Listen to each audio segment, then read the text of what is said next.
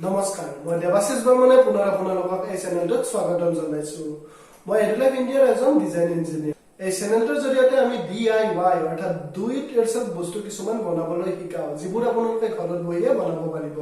আজি আমি বনাবলৈ গৈ আছো এটা ৰবটক এই ৰবটকটো এটা মটৰৰ সহায়ত আগবাঢ়ি যায় গতিকে পলম নকৰি বনাবলৈ চেষ্টা কৰো আহকচোন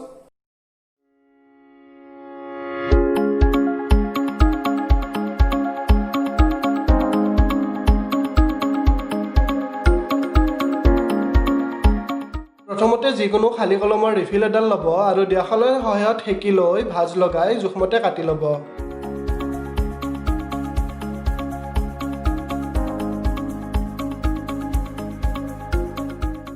একে পদ্ধতি প্ৰয়োগ কৰি দুডাল বনাই ল'ব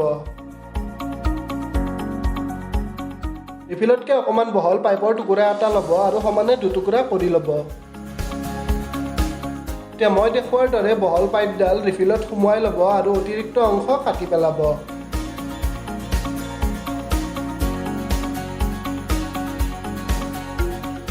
ইয়াখলাইৰ সহায়ত ৰিফিলডালৰ খোলা অংশ পুৰি লৈ বন্ধ কৰি পেলাব যাতে বহল পাইপডাল ওলাই নপৰে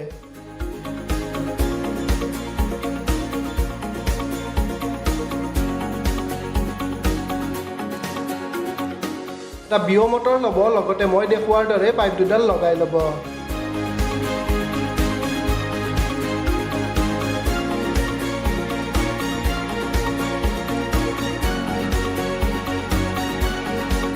অন্য ৰিফিলৰ টুকুৰা এটা লৈ দিয়াখলৰ সহায়ত হেকি দুভাঁজ কৰি ল'ব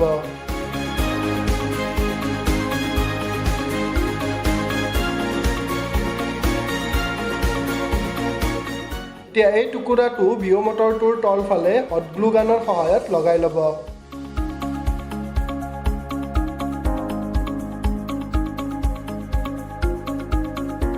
চেলোটেপৰ সহায়ত মটৰটোৰ লগত পাইপ দুডাল ভালকৈ বান্ধি ল'ব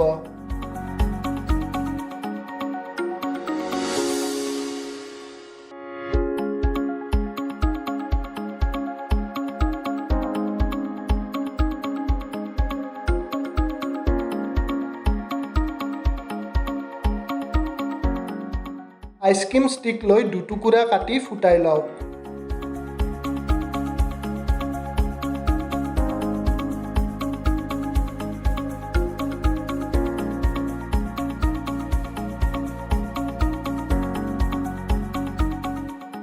ভিডিঅ'টোত দেখুৱাৰ দৰে সন্মুখৰ ৰিফিল দুডালত আইচক্ৰীম ষ্টিক দুডাল ভৰিৰ পতাৰ দৰে ফেভিকুইকৰ সহায়ত লগাই লওক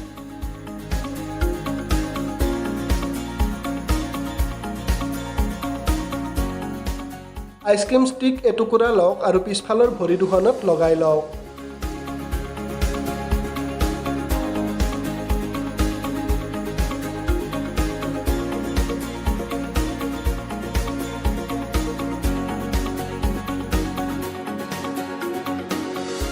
দুটুকুৰা পাইপ কাটি ল'ব আৰু বাঁহৰ কাঠি বা টুথপিক সুমুৱাই লৈ আগৰ অংশ ভাঁজ লগাই ল'ব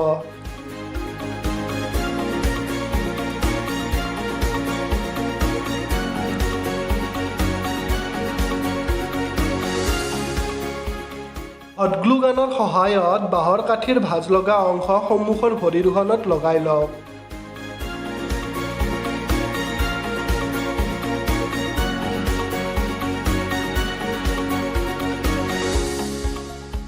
এতিয়া মই দেখুৱাৰ দৰে পাইপ দুডাল মটৰটোৰ পিছফালে আঠা লগাই লওক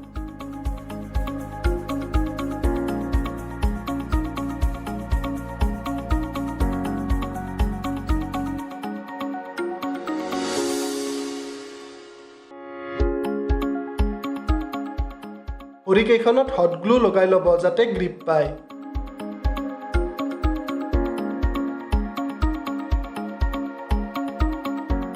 এতিয়া মটৰটোৰ ওপৰত বেটাৰী এটা লগাওক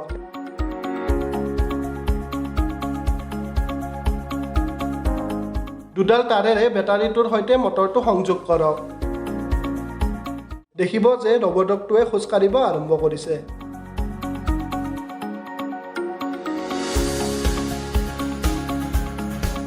আপোনালোকে যদি আমাৰ এই ভিডিঅ'টো চাই ভাল পাইছে তেনেহ'লে লাইক কমেণ্ট আৰু শ্বেয়াৰ কৰিবলৈ নাপাহৰিব